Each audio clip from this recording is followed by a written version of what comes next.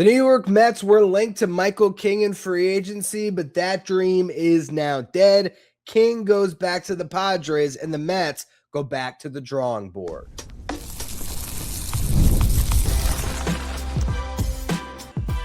You are Locked On Mets, your daily New York Mets podcast. Part of the Locked On Podcast Network, your team every day. Hello to all you amazing Mets fans. You're listening to Locked On Mets, part of the Locked On Podcast Network, your team every day. Thank you for making Locked On Mets your first listen every day, and thank you for making Locked On the #1 sports podcast network. On the show today, I'll talk about Michael King signing with the Padres. What does that mean for the Mets free agent pursuits? Is there another starting pitcher they'll get in on? Also, is Nick Pivetta still available now that King is returning to the Padres? We'll go through that in the first segment. In the second segment, I want to talk about what the Mets have in-house. Could Nolan McLean just be the Mets ace in his rookie season? We'll discuss that. Then in the final segment, we'll talk about what's next for the Mets. Is there a starting pitcher they should prioritize right now, or should they continue to just let the market come to them? And if they don't land a frontline arm, will they still be okay? We're going to go through it all, but first, I'm your host, Ryan Finkelstein. I've been covering the New York Mets on this show since the 2019 season. This is the #1 daily podcast on the New York Mets. Want to find any of my written work, you do so over at justbaseball.com, where I work as the editor-in-chief. Today's episode is brought to you by Game Time. Download the Game Time app, create an account, and use the code LOCKEDONMLB for $20 off your first purchase.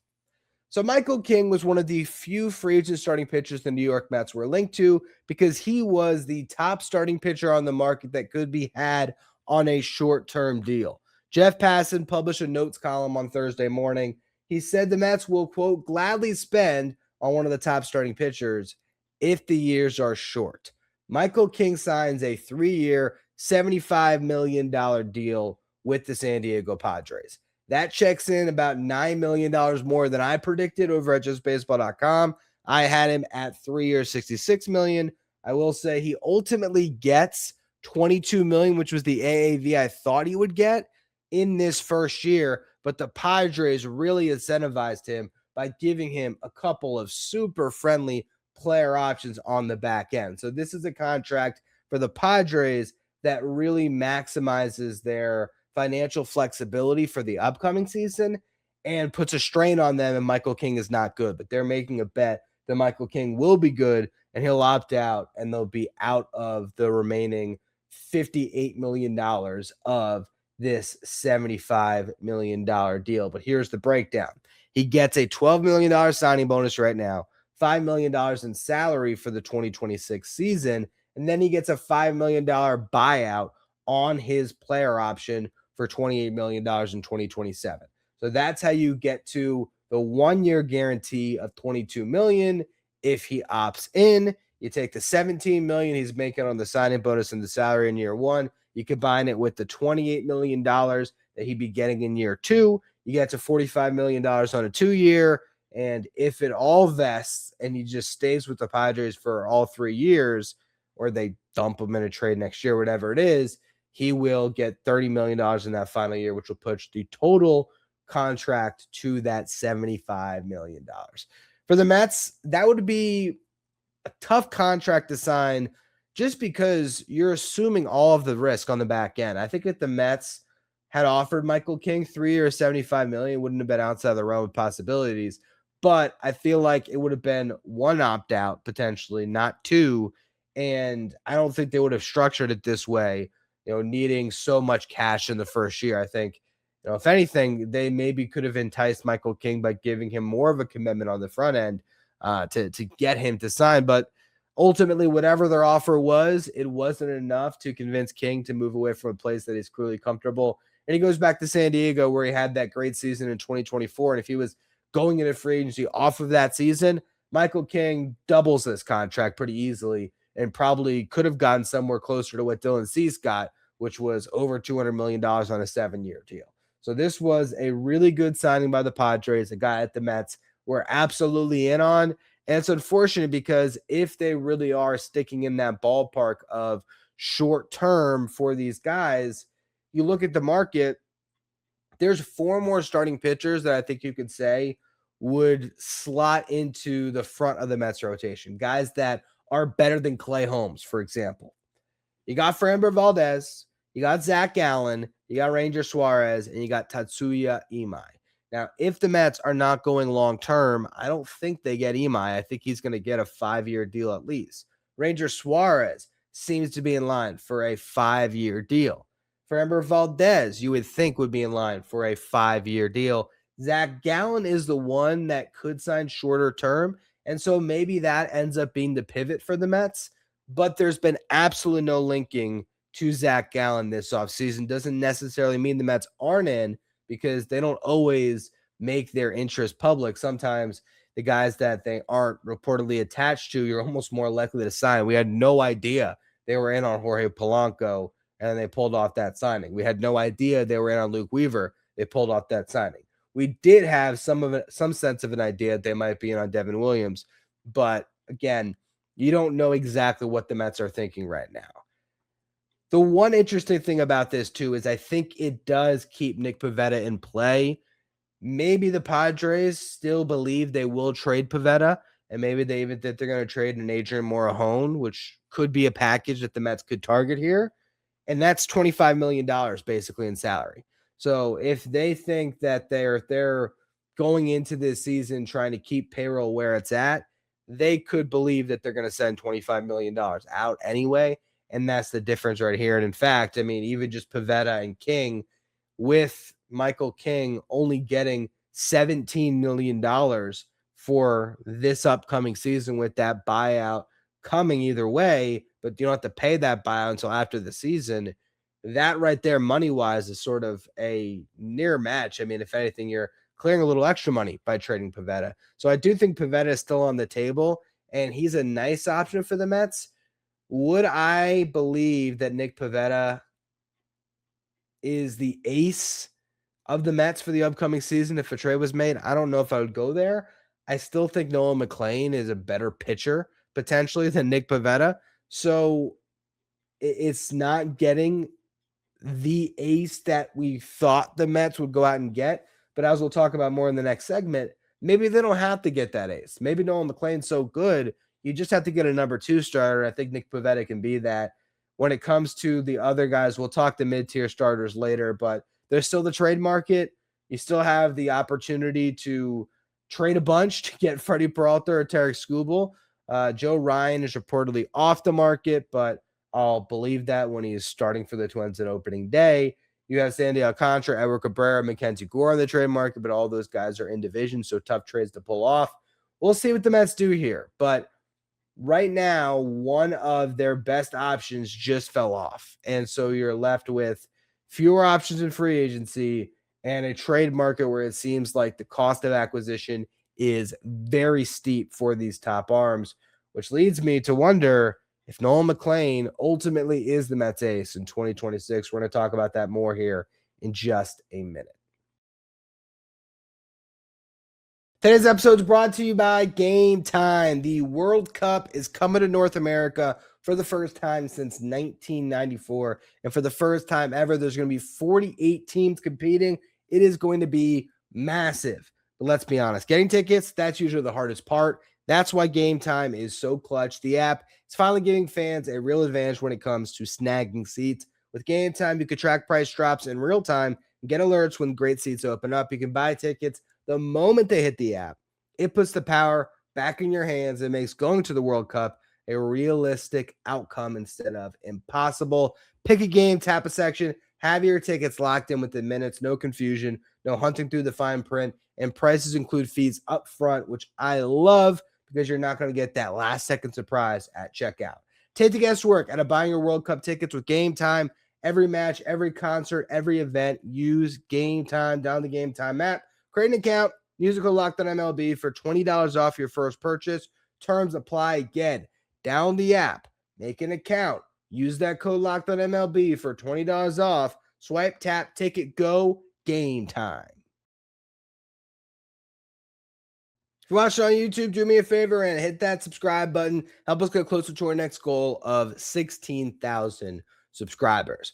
Now, one of the things I did not talk about on yesterday's show is the fact that Nolan McLean and Clay Holmes will both be pitching for Team USA in the World Baseball Classic. And I know that is a interesting piece of news for Mets fans because the scars of past World Baseball Classics make us all think, wouldn't it be better if Mets players just avoided that tournament at the same time? Will it be cool to watch Nolan McLean coming out of the bullpen for Team USA, getting potentially a matchup against Shohei Ohtani in a huge game? That will be cool, and we'll just hope everything works out. But the fact that Nolan McLean was given this honor this early into his career is a testament to how good this guy is. You look at this rotation now, they're absolutely loaded. You got Paul Skeens and Tarik Skubal, which is pretty awesome. You got Logan Webb pitching. You got Joe Ryan. And then there's Nolan McLean. I feel like he probably slots in the number 5, which in the World Baseball Classic, you probably don't need 5 starting pitchers. So I imagine we see him pitching in relief. Matthew Boyd is another one. You have Clay Holmes. I imagine Boyd, McLean, Holmes, those guys probably pitch out of the pen with a foursome of Skeen, Skubal, Webb, and Ryan being your starting pitchers for Team USA. But again, the fact that Nolan McLean was asked is a testament to how good he is. And I do think that if the Mets strike out in free agency and on the trade market, they'd have an ace in Nolan McLean. I really believe that. Look, he had a 2.06 ERA and 8 starts last year. I think the Mets have known what they've had here. They talk about being able to gauge pitchers based on what's coming out of the hand. And what's coming out of the hand for Nolan McLean is some of the most disgusting stuff you're ever going to see. The way that he can play the East-West game where you could have a pitch and you can do an overlay of his sinker with his sweeper, and it's 2 pitches that are going to look the same and then jet out about 3 feet apart of separation each way. It's absurd what this guy can do. He was just on the Pitching Ninja podcast earlier this week, and I watched the whole show. Hearing him talk, you start to get an understanding of how green he is. Not that he doesn't know his stuff, but more how he's just learning everything. How this is a guy that was a football player first. He went to Oklahoma State because they were one of the schools that was giving him a chance to play football and baseball. He was a quarterback. Football was his first love. That's what he wanted to do. In his freshman year, he had a stress fracture in his back. He then plays baseball. When he goes back to football sophomore year in the fall, he talks to one of his coaches, his quarterback's coach, and he says, "Hey, shoot me straight. What are my chances here to get time?" And the coach was pretty honest and said the fact that he's not with them full time and some of the other guys they had and the time that he had missed, it was unlikely that he was going to be able to get playing time. And so he just committed to baseball at that point. But even then, it was as a hitter first and foremost.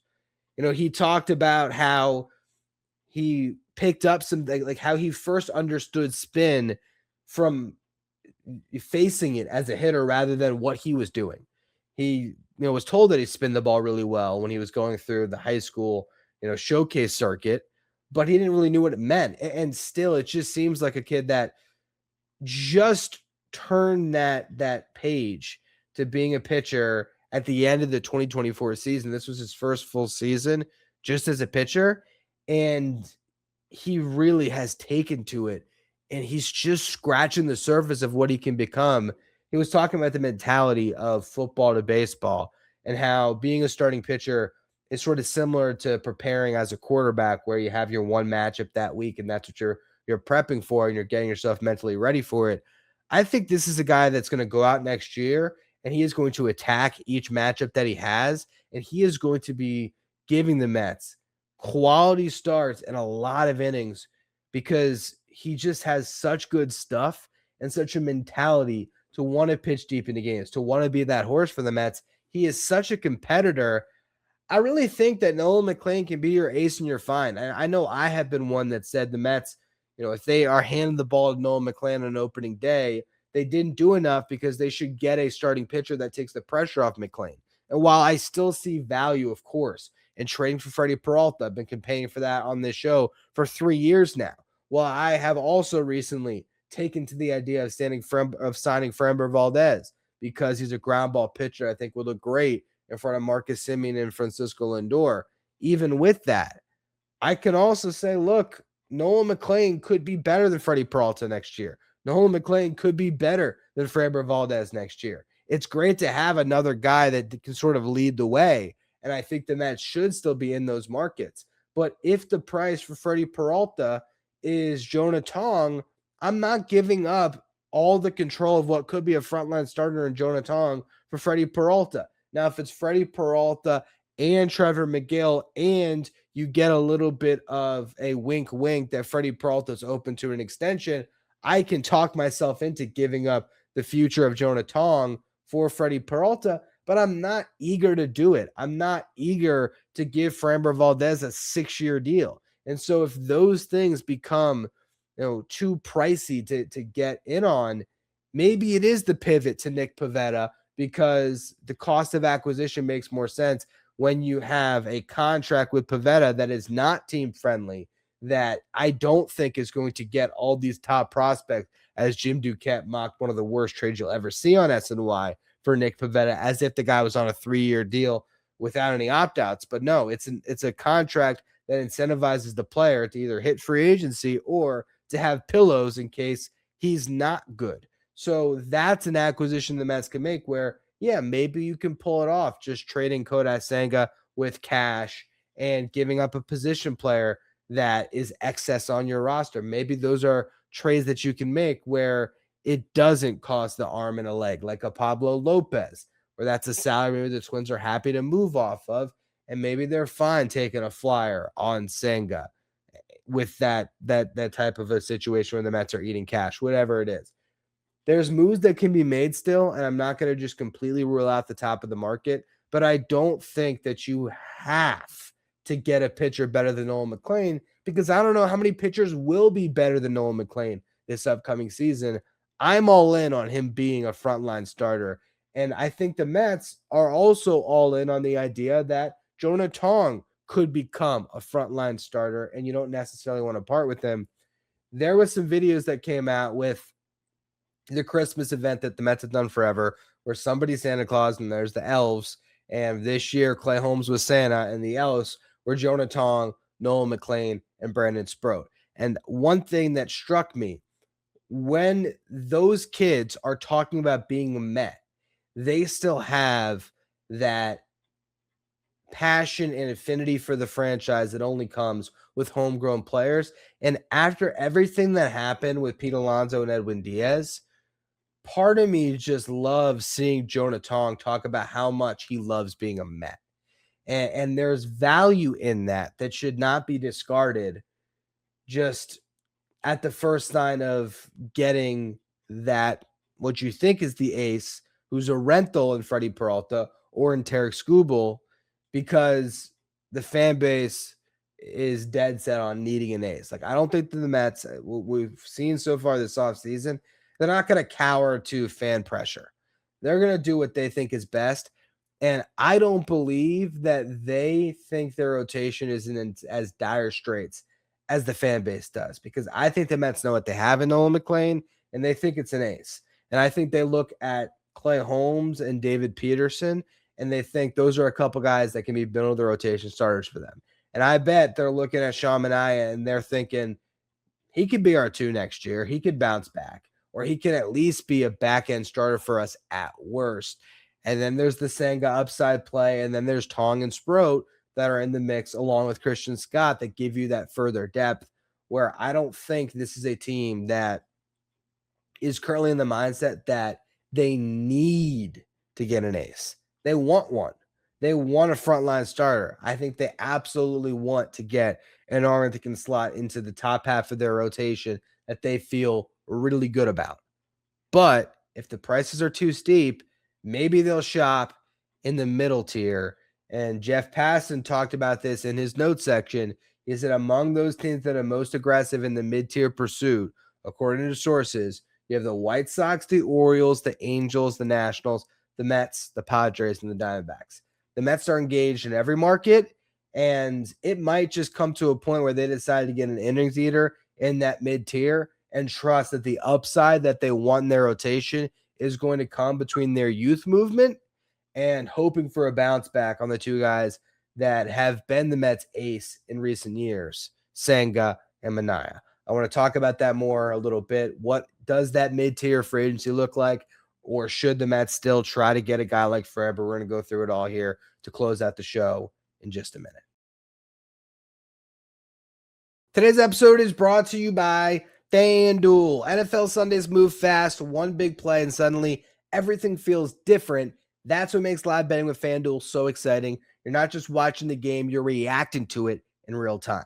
With FanDuel, you can place bets as the action unfolds, every drive, every momentum swing, every highlight moment. Live betting is best when the game starts to shift, when a receiver, a running back is getting hot, if a defense starts to tighten up, or the momentum flips on a turnover. FanDuel lets you jump into that moment with live spreads and money lines that adjust instantly. You have player props that update as guys heat up. You can bet next touchdown scores, drive results, totals, and more. It keeps you locked into every snap, every drive, every possibility. So if you want to be in the right place in the middle of the action this season, visit FanDuel.com to place your NFL live bets all season long. That's FanDuel. The game moves fast, and so can you. Thank you for making Locked On Mets your first listen every day, and thank you for making Locked On the #1 sports podcast network. You already live your team every day. Now take it up a level and go ad-free. Join the Everydayer Club today and get Locked On Mets with no interruptions, members-only Discord access, and more, all for just $5 a month or $50 a year. Go to lockedonmets.supercast.com or check the link in the show notes to learn more. Now, when we look at the mid-tier of free agency, you're talking about names like Tyler Mahle coming off an injury-plagued season, but when he was on the mound, he was outstanding. You're talking about Chris Bassett, Jose Quintana. You're looking at Max Scherzer and Justin Verlander, Zach Eflin or Walker Buehler on a bounce back, Nick Martinez, a swingman that always seems to eat up good innings, John Gray, Nestor Cortez, or Herman Marquez as bounce back options. There's a lot of names in that mid-tier. To me, the two that jump out are former Mets, and it's not Scherzer and Verlander. It's Chris Bassett or Jose Quintana.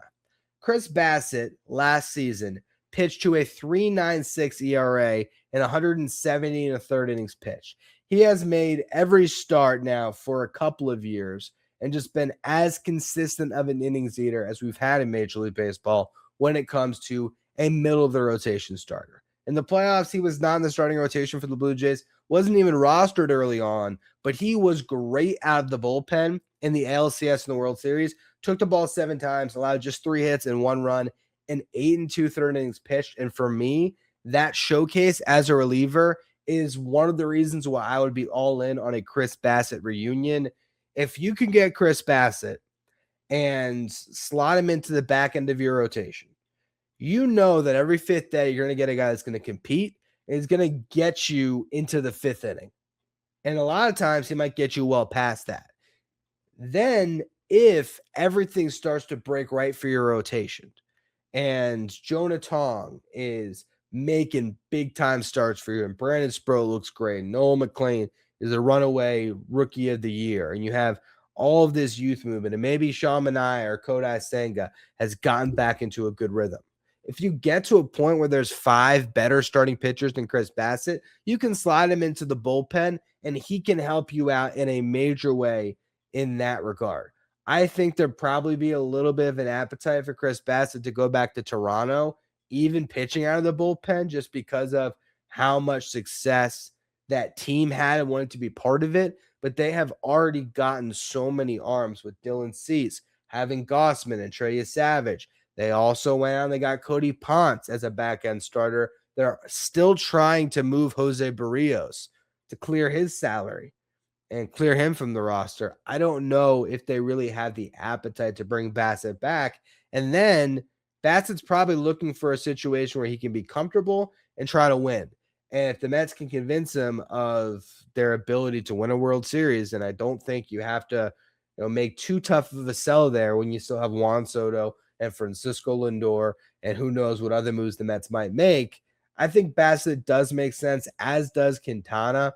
Quintana had an identical 3.96 ERA to Bassett. 24 starts, 131 and 2/3 innings pitched. I like Bassett just because of what I think is a more durable arm, a chance that you are going to get those innings. I think is a little bit better with Bassett than Quintana, but either one works, and I think either guy would be fine out of the bullpen as middle relief if everything else broke right for your rotation. But if that was the move and that was all the Mets did, I can understand fans would be very disappointed if you go into spring training and it's Nolan McLean, Clay Holmes is your 2, or Sean Manaea, whoever you think is going to be that, David Peterson, Kodai Senga, and it's Chris Bassett, and you're filling out the rotation with not a lot of impact once you get beyond McLean as far as perceived frontline starters.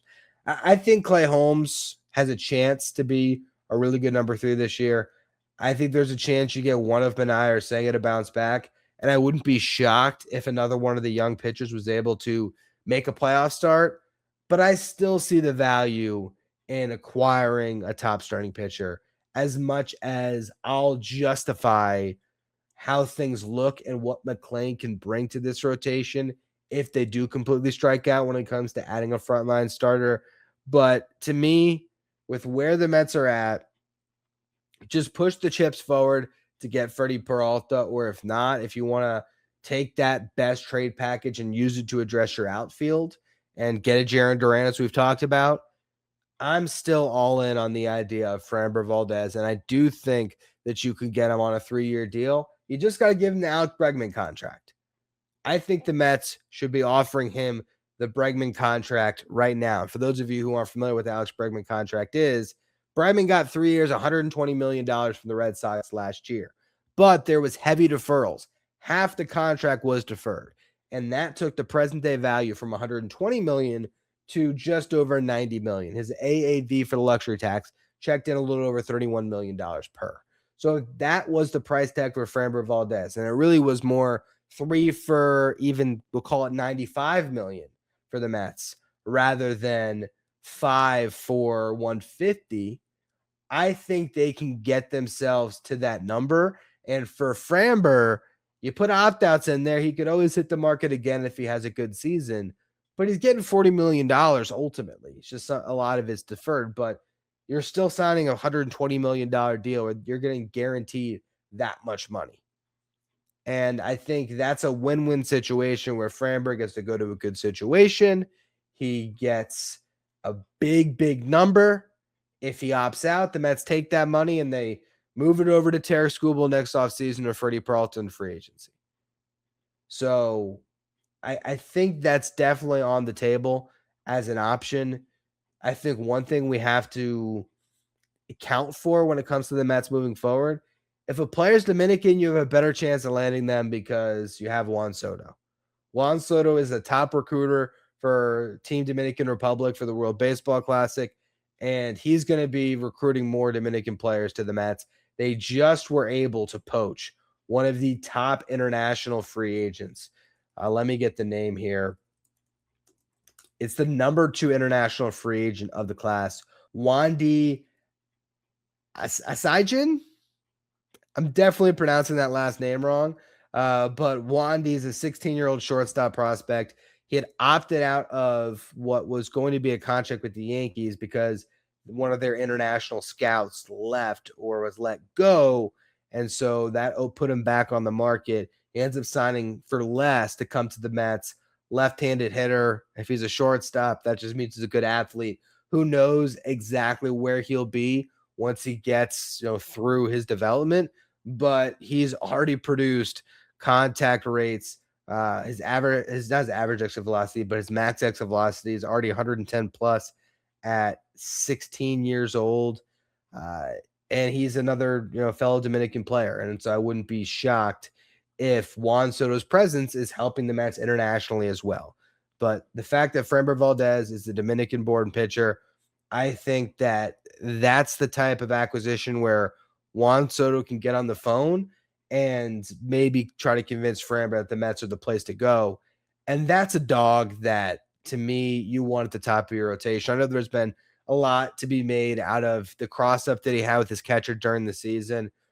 I just think this guy has a little bit of Pedro Martinez in him with the way that he competes, a little bit of fire in him. And, if things aren't going well, he might make a fool out of himself a little bit with that competitive nature.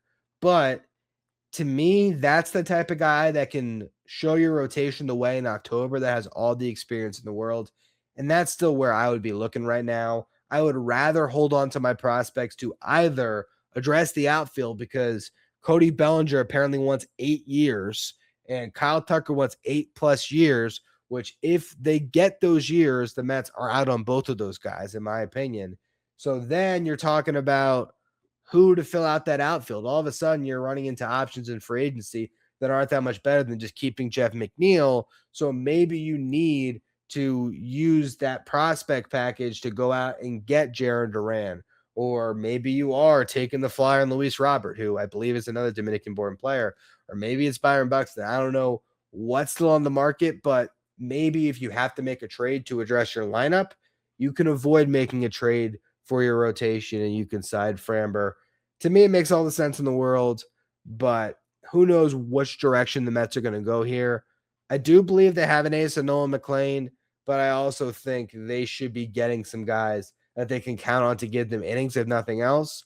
So whether that is Framber Valdez, Freddy Peralta, or if it's getting a mid-tier starter and hoping that your young pitchers can give you the upside and you get a veteran like Bassett into the fold, I still think the Mets should be adding starting pitching. It's just tougher and tougher to add in this market if you're going to pigeonhole yourself and limit yourself to short-term deals. It takes you out of the market for Imai. It takes you out of the market for Ranger Suarez. It might take you out of the market for Framber Valdez and Zach Gallen. And it puts you in a tough position to land a pitcher that is better or on the same level or in the same tier as a guy in Nolan McLean that I think is ready to take the world by storm for this upcoming season.